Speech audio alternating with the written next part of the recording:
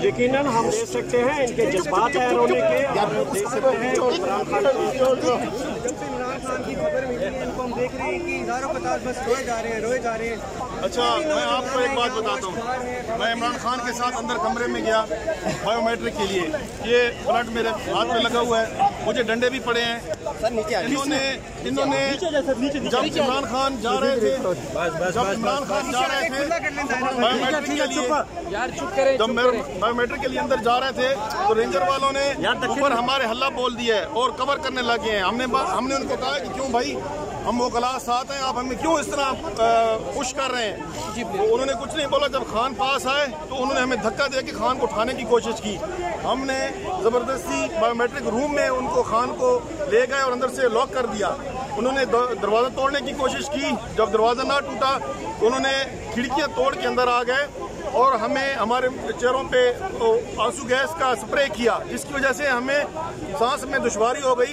खान साहब अंदर बैठे देख रहे थे, हमें उन्होंने मारा। खान साहब के गार्ड्स को उन्होंने मारा, जख्मी किया, लहूलुहान किया।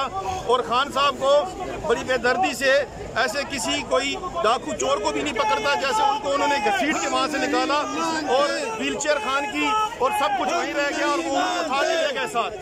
ये उन्होंने हाई कोर्ट इस्लामाबाद से इमरान खान को अगवा किया है और हम इसकी शदीद मजम्मत करते हैं। ये उन्होंने बहुत जुल्म किया है। अच्छा, आप में से हैं क्या इमरान खान को बच्चा गिरफ्तार किया, तशद्दुद वगैरह किया गया? इमरान खान को घसीट के ऐसे निकाला गया है कि वो उनकी एक टांग में मसला था, वो चल नहीं सकते थे, मगर उनको वापसी में व्हीलचेयर वहीं रह गई। खान साहब की जो ऊपर कैप पहनते सेफ्टी कैप वहीं रह गई। अच्छा, जो गिरफ्तार कर रहे थे वो सिविल यूनिफॉर्म में थे या रेंजर की वर्दी में थे सारे। अच्छा, ले गया इमरान खान को यहाँ से।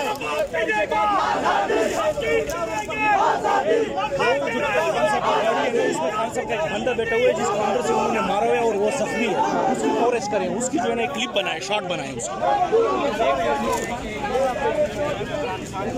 गाड़ी है ना वो वाली, उसमें एक बंदा बैठा हुआ है जिसको मारा हुआ है।